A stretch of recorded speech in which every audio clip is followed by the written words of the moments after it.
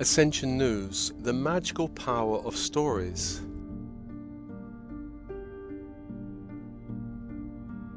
Starseeds are pioneers in consciousness. They are the way showers, magicians, creators, and co-creators of reality.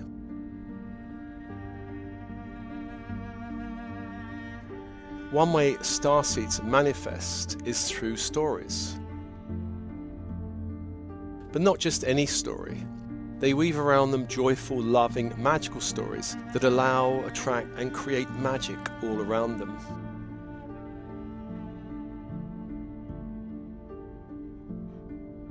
One trait that all humans share is a love of stories. Actually, we are all storytellers as well as story receivers. Stories help us make meanings about the events of our lives. They help us create a sense of belonging to a family, a culture, or some other group. Humanity has been telling stories for countless generations. Tribal stories, for instance, were retold as a way of shaping collective identity and tribal belonging. Humans in our modern world do not normally sit around campfires telling tribal stories of belongings and meaning. Most stories that men and women live by could be called ego stories or coping stories, and these stories are certainly not magical. They tend to be fearful and anxiety-driven stories. They speak about what we can expect or not expect in our day, how much love, abundance, joy or lack of it we can expect, how much conflict, stress and unhappiness there is in our lives. Men and women are always making up stories all the time. The more a story is repeated and emotionally reinforced, the more a person will be convinced of the truth and solidity of that story. Nowadays in our modern world, we're bombarded with different kinds of stories. Stories are presented through a range of different mediums and channels. There are so many platforms and channels these days where we can find news stories. We are now able to see and listen to cultural stories from around the world by simply having a good internet connection. This of course gives the impression there's a great sense of freedom in the Western world when it comes to knowing what's really going on around us. However, since fact-checking and censorship are now becoming an increasing feature of Western news platforms and outlets, how broad and true are the news stories we are receiving?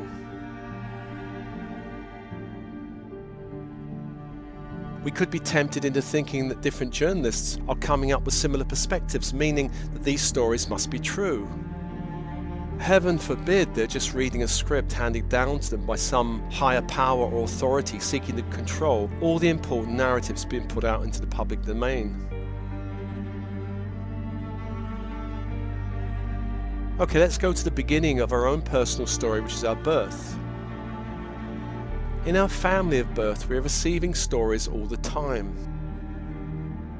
These stories may be hopeful or hopeless, inspiring or depressing, expansive or contracting, empowering or disempowering.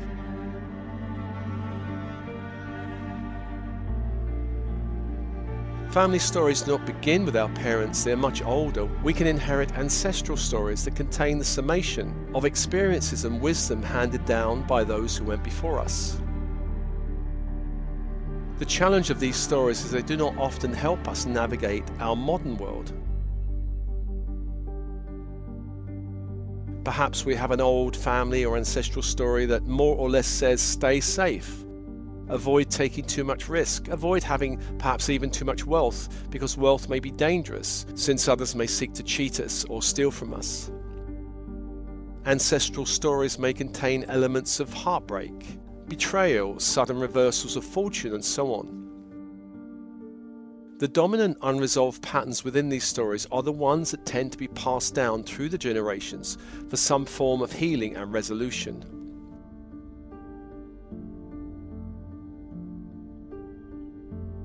We are multidimensional beings, and this is just one lifetime amongst many.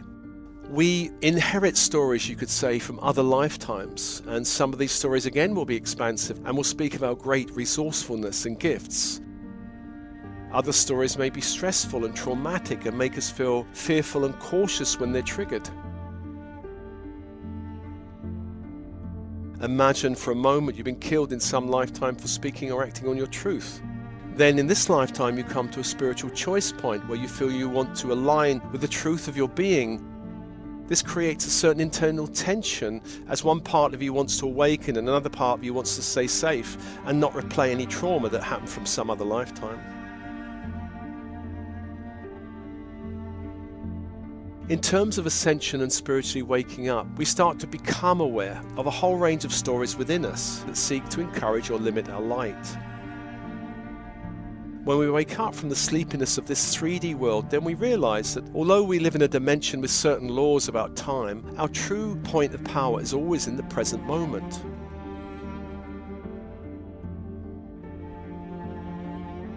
What we call the past is just a bunch of energies we call memories, which are held in the physical body and the energy field.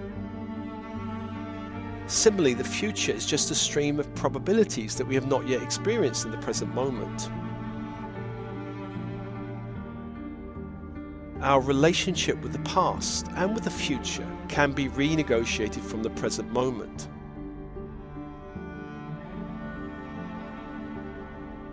We are not a victim of the past or our past stories. We're not locked into any predestined future. In each and every moment, we create our reality.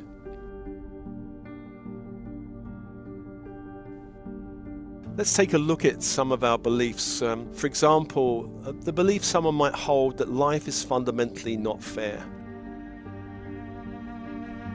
And this belief can become a sort of lens through which the past is viewed, and also the present and future is viewed. This focus will encourage the unconscious mind to sort through all experiences in the past to find instances where life could be considered unfair. There may be memories that could be framed this way, even though through the eyes of another that does not hold this belief, a very different version of events will be presented.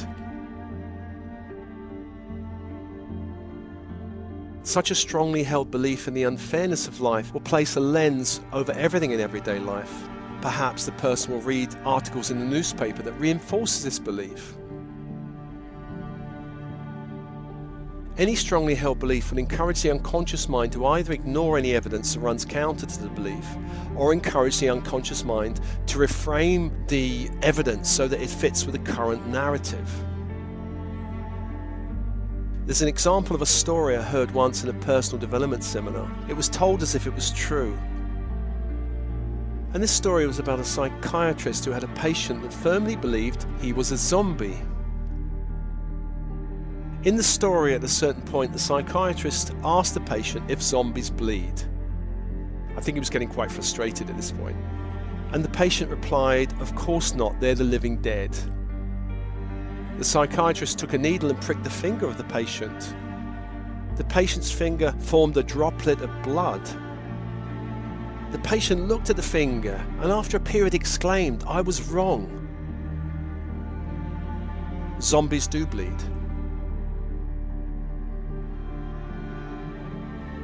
Now, whether that's true or not, that story, it highlights the fact that where there's a strongly held belief that any new data that goes against the truth of the existing story, that data is altered to fit in the existing story. This happens all the time.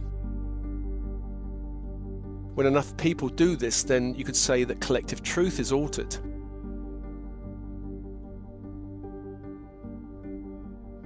Take the example of 9/11. There was so much data that did not really fit in the existing narrative that was being put out by governments. And of course, anybody who disagreed with this was called a conspiracy theorist. And this was meant to be a way of discouraging anyone from not buying into the mainstream narrative. And to a large extent, the same thing's happening now in the current global crisis.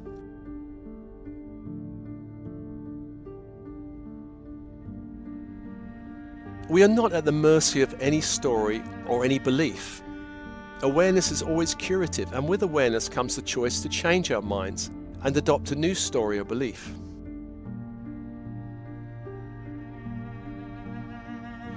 For instance, a person growing up in a family where there was little joy or happiness, the guardians may have focused much of their energy and time on complaining and blaming. And the person may have grown up with the belief that life is fundamentally miserable and maybe even full of suffering. A person looking out at the world with this belief will tend to see a world of misery. And even though such a person may have lived his or her life for many years this way, perhaps slowly or suddenly they become aware that they've been living through a very limiting story. They realize somehow that misery is not the inherent nature of reality. Rather, it's something they have believed because of their formative years. They understand this story to be a belief or set of filters over reality that can be changed or removed. Perhaps such a person starts working on affirmations and meditation, and though it may feel odd at first, gradually they feel more at ease with trying on a new set of tinted glasses, so to speak, through which to see the world. Now, instead of seeing a world of misery, they start noticing people having fun, and perhaps begin to notice there are things to feel grateful for in life. As this happens, they're perhaps even able to scan their memories to find instances of joy in their childhood or adolescence. Stories have a power to uplift or a power to bring down the vibration. Once a story is understood to be just that, a story, it can be changed. When we change our minds, we literally begin to see the world with new eyes.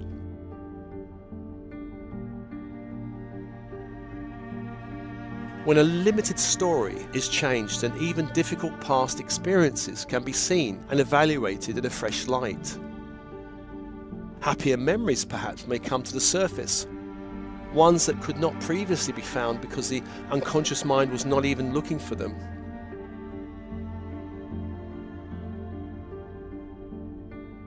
The thoughts we habitually think and the feelings we habitually feel are shaped and contained by the stories we believe to be true. These habitual thoughts and feelings shape our reality in the present and invite people and circumstances to step into our reality in the future.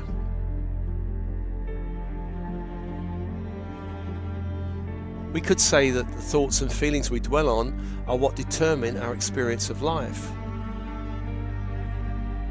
We could also say the circumstances we find ourselves in are reflections of our most persistent thoughts, feelings, and stories.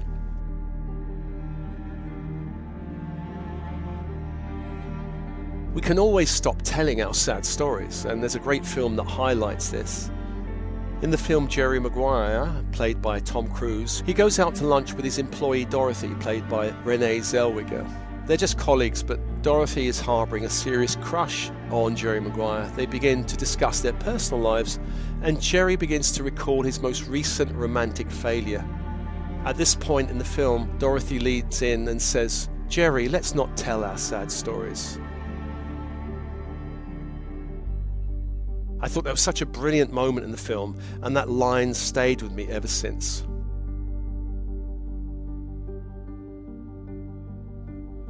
Stories and beliefs can influence and even cause physical discomfort and illness. For example, a person may have a strongly held belief and story about the virtues of working hard. This impulse may have resulted through demanding parents that impressed upon the child such a drive. They could also have roots in some religious story held by the bloodlines still reverberating in the family field. The present reality will be a reflection of the need to work hard, the drive to make ends meet, the pressure of deadlines to be reached, or perhaps the importance of pleasing others through performance. Any natural desire to rest or recharge and have fun will run secondary to this main story. Over time, this may cause physical distress that will grow.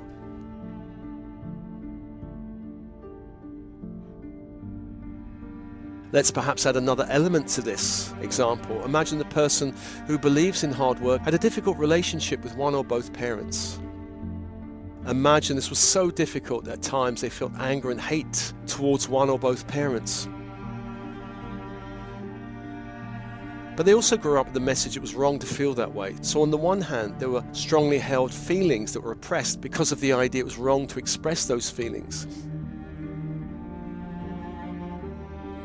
Though hidden, these feelings may not have found resolution. They're still there and may surface in other ways that do not seem linked to the original cause. These feelings remain in the body, creating a certain dynamic tension that again manifests as some other physical discomfort or disease. And this continues until the original cause is uncovered and dealt with.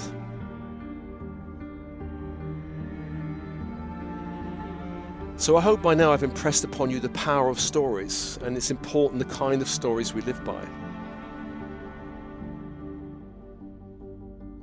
Starseeds are born into 3D density and can take on limiting stories from 3D families and the collective. Since starseeds are so sensitive, this can hamper their ability to live a blessed life until these stories are transformed or released.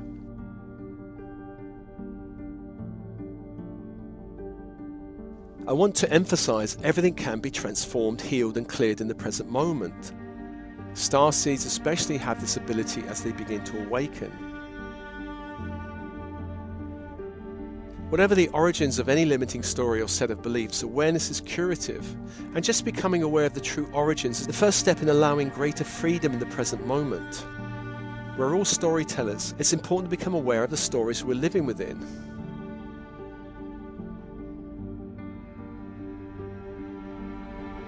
One important healing tool when it comes to transforming stories is the imagination. Imagination is important because it's a gateway to speaking to our unconscious mind. There are many other benefits in working with the creative imagination. For example, athletes and actors use the imagination to retrain their bodies and minds for upcoming events. But for now, there's just a couple of exercises at working with stories and beliefs. The first exercise is think of an area of life you have difficulty with, perhaps money, work, relationships, or health. Get out a journal and write all your thoughts and feelings about this area. Censor nothing. Let it all out. Just channel the energy all out onto paper. When you've finished, put it away. Then in a few days, reread what you have written. As far as possible, imagine you are reading the ideas and opinions of someone else, and your job is to uncover what this person really believes about this area of their life. You're evaluating it in 3 ways. What they believe is possible and impossible for them in this area of their life. What they believe they are capable of achieving or incapable of achieving in this area of their life.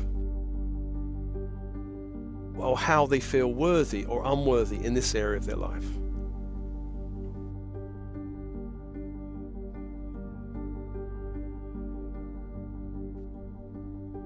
Exercise 2 is think of a play or book or film you have been drawn to over and over again in your life.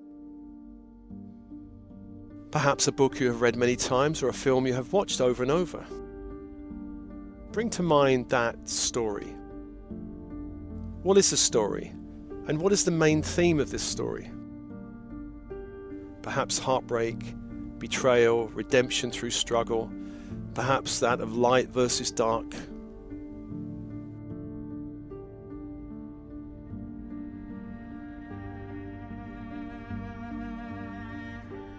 Who are the main characters you sympathize with?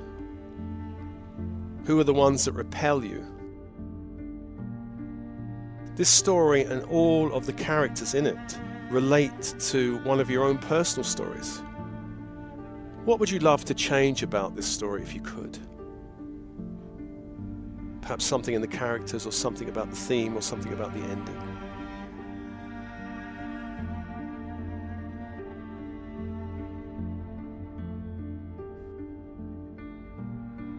Exercise 3, imagine an area of your life that you have a challenge in could be represented by a landscape. This landscape can be anything from a meadow, a forest, a jungle, a mountainous region, perhaps an area near the sea, or perhaps desert. Close your eyes and ask your unconscious mind, your creative imagination, to present you with a landscape.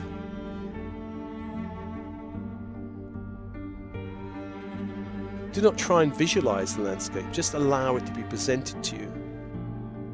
Open your inner senses, your sense of seeing, color, shape and form, of hearing sound and silence, of feeling, touching, knowing, intuiting, smelling and tasting.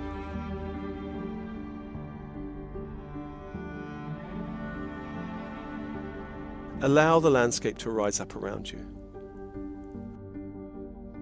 How does this landscape look or feel? Standing in this landscape, how happy or peaceful do you feel here? Imagine you could explore this landscape.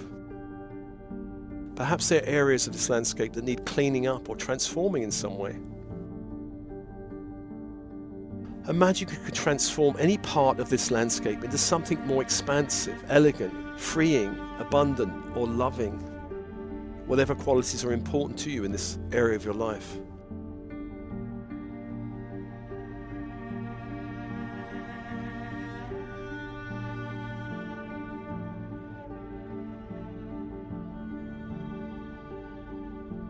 So exercise 1 is writing an area of your life out as a journal, all the thoughts and feelings. Exercise 2 is a play, book or film you've been drawn to over and over again. Exercise 3 is think of an area of your life that has a difficulty. What landscape represents that difficulty? Go and explore that landscape and start doing some creative adjustments there.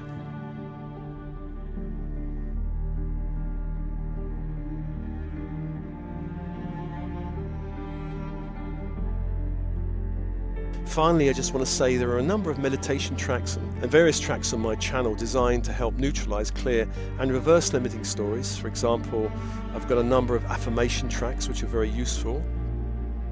There are also tracks designed to work on ancestral energies and other lifetime energies touching you now in this lifetime.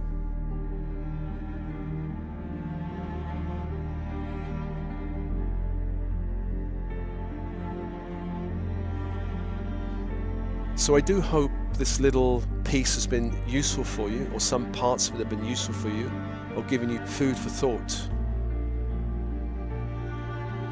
As always, I share this with many blessings, love and blessings.